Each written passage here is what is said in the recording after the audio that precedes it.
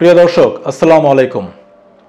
দর্শক, আপনারা জানেন যে বাংলাদেশের ৬৪ জেলা থেকে এমপিওভুক্ত শিক্ষকরা তারা বাস যুগে বা ট্রেন যুগে ঢাকায় এসে ঢাকার জাতীয় প্রেস ক্লাবের সামনে একটি সমাবেশ করেছে। তাদের সমাবেশের মূল দাবি ছিল জাতীয়করণ, এছাড়াও আরও কিছু দাবি দেওয়া তাদের ছিল। সেখানে কয়েক ঘন্টা সমাবেশ করার পর তাদের 10 সদস্যের একটি প্রতিনিধি দল সচিবালয়ে গিয়ে শিক্ষা উপদেষ্টা রফিকুল আবরারের সঙ্গে তারা একটি বৈঠক করেন। সেই বৈঠকে সরকার থেকে তারা কি আশ্বাস পেলেন? সরকার কি এই এমপিওভুক্ত শিক্ষকদের যে দাবি দাওয়াগুলো রয়েছে সেগুলো কি মেনে নিয়েছে? এমপিওভুক্ত শিক্ষকরাই বা কি বলছেন? তারা কি নতুন কোনো কর্মসূচি ঘোষণা করছেন কিনা? এসব বিষয় নিয়ে কথা বলবো এই ভিডিওতে।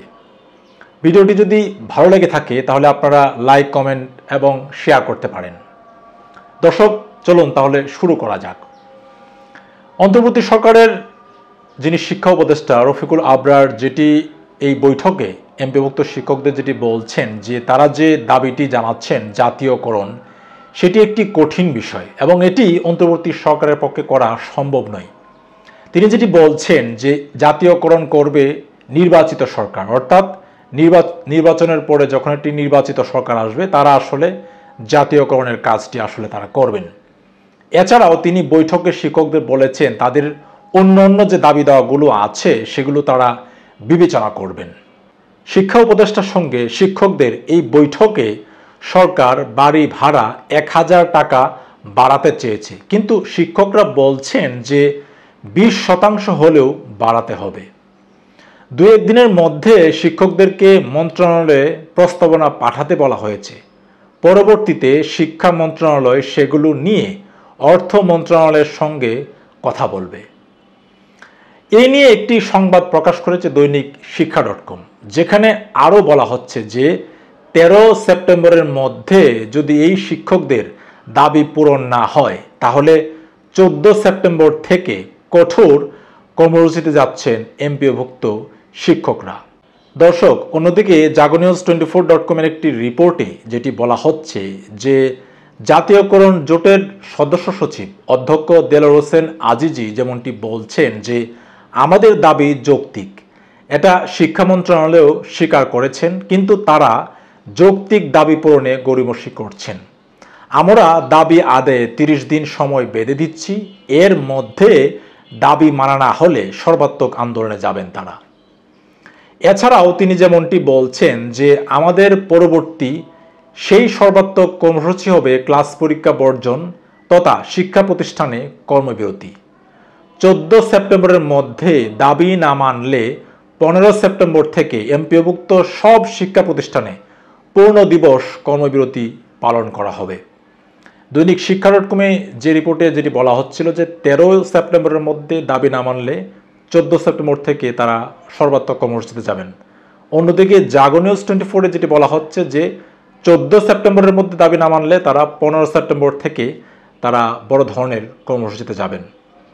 এছাড়াও বৈঠকে মন্ত্রণালয়ের পক্ষ থেকে শিক্ষকদের যেমনটি জানানো হয় যে এমপিওভুক্ত শিক্ষকদের সার্বজনীন বদলি নিয়ে 9 সদস্যের একটি কমিটি করা হয়েছে।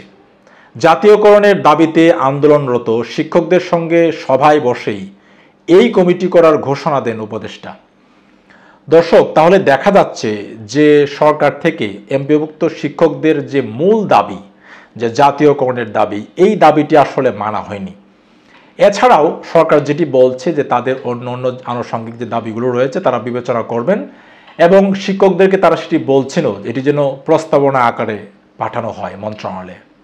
সেই জায়গা থেকে বলা যায় যে একটি 50-50 দাবি সরকার মেনে নিয়েছে এবং যেহেতু ইমিডিয়েটলি পরবর্তী কোনো কর্মসূচিতে এমপিওভুক্ত শিক্ষকরা যান নাই, সেই জায়গা থেকে মনে হয় যে এমপিওভুক্ত শিক্ষকরা আপাতত তারা আশ্বাস পেয়েছেন বা তারা মনে করছেন যে সরকার হয়তো বা তাদের দাবিটি তারা বিবেচনা করছেন। সেই জায়গা থেকে তারা যারা বাসে করে ট্রেনে করে আসছিলেন তারা হয়তো অনেকেই ইতিমধ্যে চলে গেছেন তারা তাদের গন্তব্যস্থলে। নিশ্চয়ই সরকার বা যে দাবিগুলো সরকারের কাছে এই এমপিওভুক্ত শিক্ষকরা করছেন সেটি নিশ্চয়ই অমূলক দাবি নয়। আমি ব্যক্তিগতভাবে মনে করি যে শিক্ষকদের স্বতন্ত্র বেতন স্কেল করা উচিত এবং সকল সরকারেরই আসলে একটা সদিচ্ছা থাকা উচিত যে শিক্ষকদের আরও কিভাবে ফ্যাসিলিটিস আসলে বাড়ানো যায়। তো দর্শক, এই ছিল আজকের সংবাদ। আপনি যদি এই চ্যানেলে নতুন হয়ে থাকেন তাহলে পরবর্তী ভিডিও পেতে চ্যানেলটি সাবস্ক্রাইব করে রাখতে পারেন। তো দর্শক, ভালো থাকবেন সবাই। আপনাদের সবার জীবন সুন্দর হোক।